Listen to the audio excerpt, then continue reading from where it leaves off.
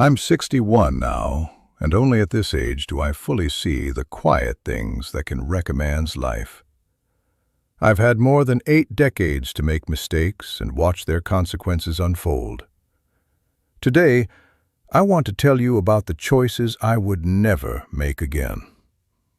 If you want to reach the end of your road without being crushed by regret, listen closely. Let's talk, man to man. Get comfortable. Take a breath. I'm not here to preach or sell you some fantasy. I'm here because at this point, the past is sharp and clear to me, and I can see traps you might be walking toward without even knowing it. Life goes by faster than you think. I carried certain burdens for 40 years, only to realize later they were empty. So let me be blunt from the beginning. The first thing I would never do again is live my life according to other people's expectations. It took me decades to see how deeply this was ruining me, and the cost was far too high. I spent much of my prime trying to become the man the world said I should be. I wanted the house that would impress the neighbors. I wanted the job title that would sound important at school reunions. I constantly asked myself, what will they think of my car, my clothes, my decisions? Here's a truth you only really grasp with time. Most of those people didn't truly care about me at all. They were just as preoccupied with their own worries and insecurities as I was with mine. I gave away my genuine happiness for the approval of an audience that wasn't even paying attention. If I had another chance, I'd be ruthless with my boundaries. I'd say no to whatever drained my spirit, even if it made me look unsuccessful to others.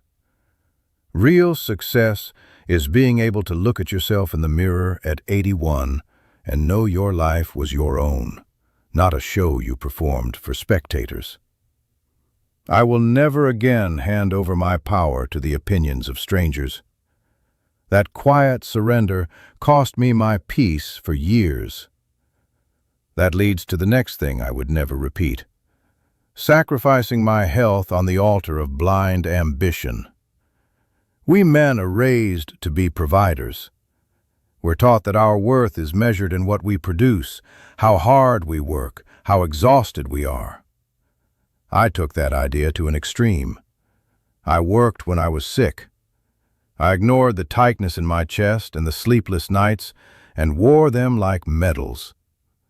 I kept telling myself that once I hit the next financial milestone, then I'd finally take care of myself. But the body keeps score, and it doesn't forget. At 81, no amount of money in the bank can buy back the easy bend of my knees, or the strength of a heart that wasn't pushed too hard for 3 straight decades. If you're young or in your middle years, hear this plainly. Your job is what you do. Your health is who you are. Don't trade long-term vitality for short-lived promotion. You can't enjoy your accomplishments if you're too broken to stand up and see them. I've watched men spend their health to earn wealth, then spend their wealth trying to buy back their health. It's insanity. I would never step into that cycle again. Another thing I misunderstood for far too long was pride. If I could rewind the clock, I would never let a grudge live in my heart for more than a day. In my 50s, I spent years not speaking to a close friend over a political disagreement, one neither of us can even fully remember now. I thought holding my position made me strong. I believed that refusing to be the first to call was a sign of backbone and character. It wasn't strength. It was a cage. Resentment is an enormous cost to pay just to feel right. At this age, I've stood at more gravesides than I can count. In those moments, you never think, "Good thing I never apologized." All you feel is the weight of laughter you missed because you clung to your ego. Most men realize this when it's already too late to repair what's broken. I would never again choose my pride over my people. I would reach out sooner. I would forgive more freely. I would move on faster. Life is too short to walk around with pockets full of stones that should have been dropped on the ground long ago. That brings me to how we treat our time. I would never again postpone the moments that truly matter while I wait for the right time. This snared me for decades.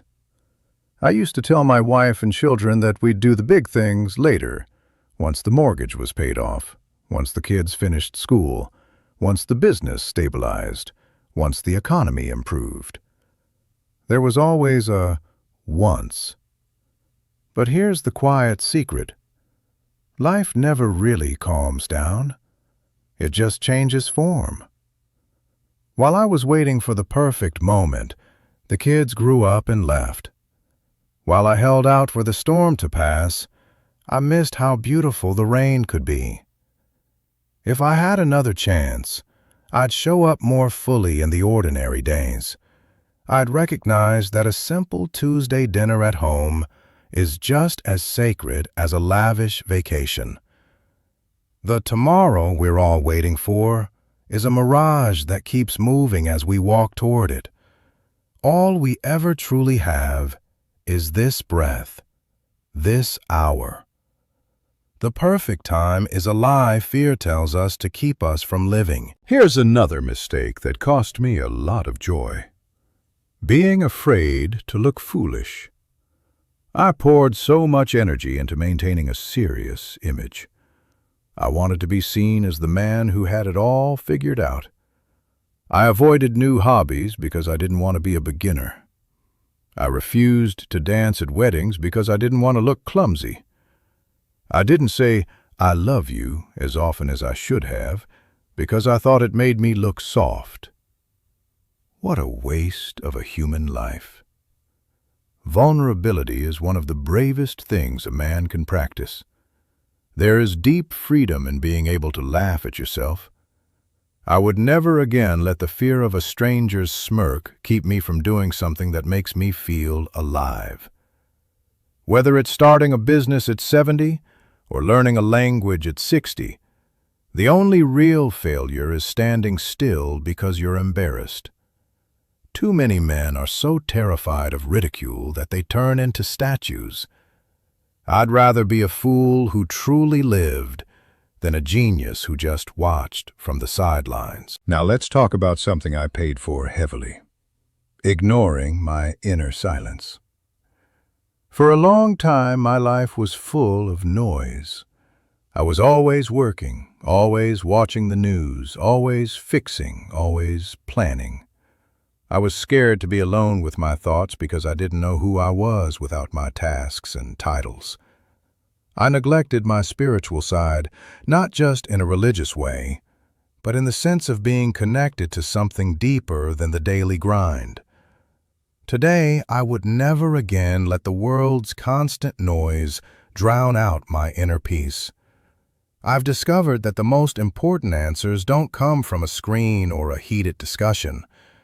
They arrive during a slow walk in the woods, in a quiet moment of gratitude before sunrise, or while simply sitting still and breathing. I wish I'd gone looking for that stillness decades ago.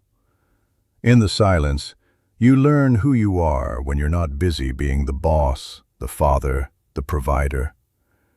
This isn't some vague idea. The difference between an anxious, chaotic life and a calm, grounded one often comes down to whether you tend to that inner space. I would never again neglect the garden of my own soul. Another mistake I would not repeat is letting my tribe fade away. Men today are dealing with a loneliness epidemic, and I was part of it for years. I convinced myself my wife was all the social connection I needed. I allowed my friendships with other men to wither because I was always too busy with work or family. As I got older and life's burdens grew heavier, I realized how wrong I'd been. We need brothers. We need men who can tell us the hard truth, laugh with us until our sides hurt, and stand next to us when the world turns cold. I would never again allow those bonds to go dormant.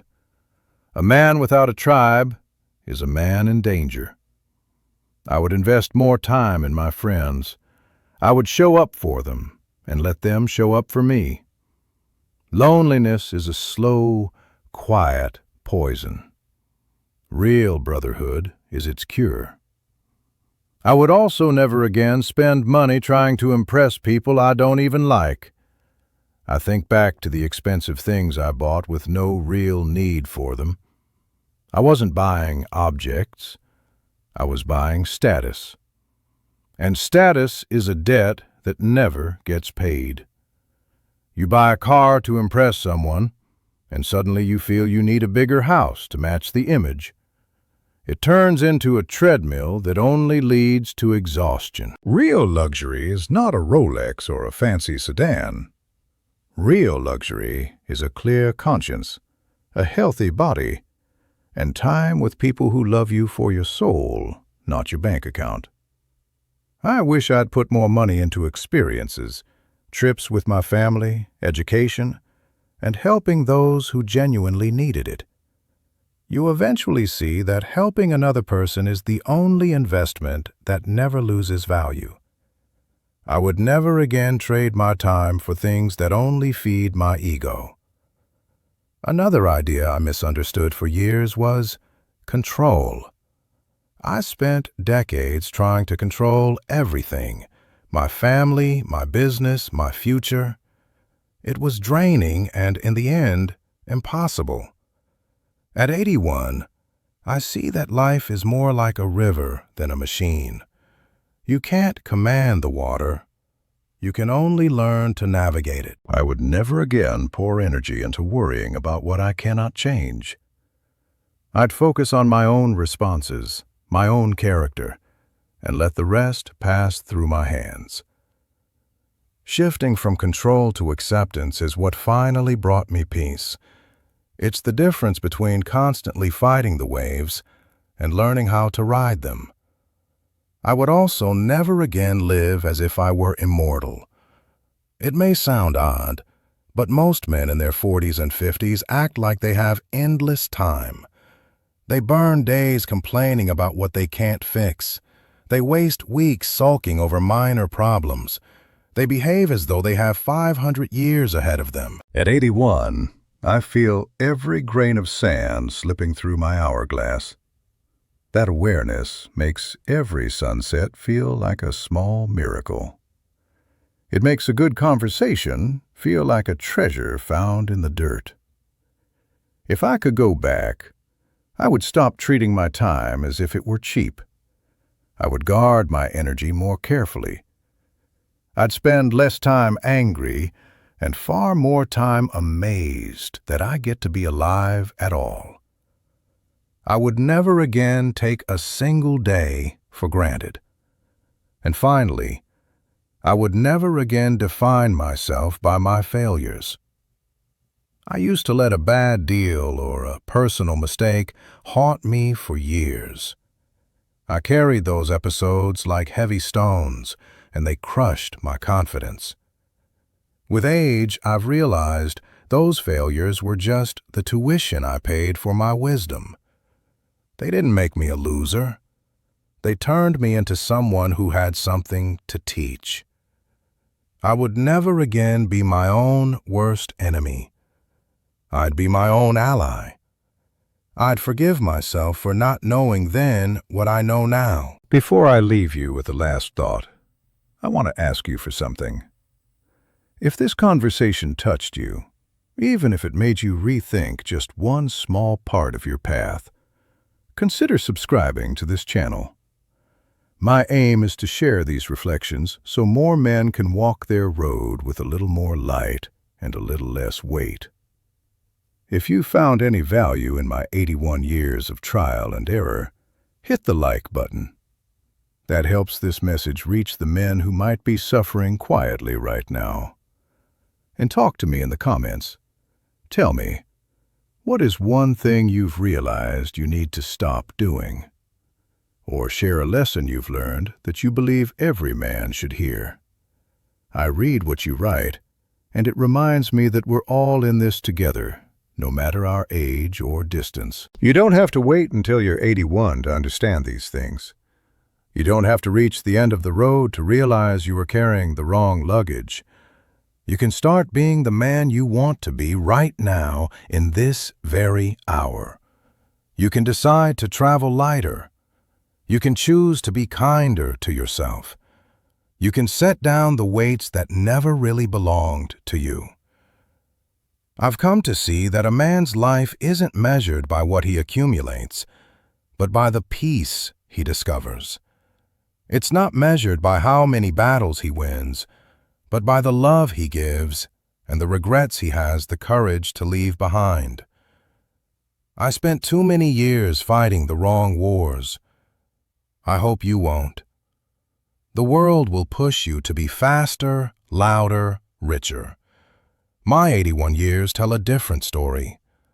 Be steadier, quieter, deeper. Listen to the silence. It will teach you more than the noise ever will. Take care of your heart. Everything else flows from it. Take care of your people. They're the only ones who truly remain. I'm going to sit here for a while and simply enjoy the quiet in this room, the light through the window, And the plain, beautiful fact that I'm still here to share this with you. I hope you find a moment like this today. Find some stillness. Look at your life not as a problem to fix, but as a gift to open. Life is brief, messy, beautiful, and astonishing. Don't miss it because you were too busy being perfect or trying to please people who don't matter. Take care of yourself, my friend. Keep your heart open. Keep your head up. And remember, the best time to truly live is the moment you become honest with yourself about what really matters. It is never too late to stop doing what destroys you and start doing what heals you. I'll be here if you ever want to talk again. Just remember, you have less time than you think, but more power than you realize. Use that power wisely. Use it for peace. Use it for love. I wish you a life with few regrets and many moments of quiet joy. Goodbye for now.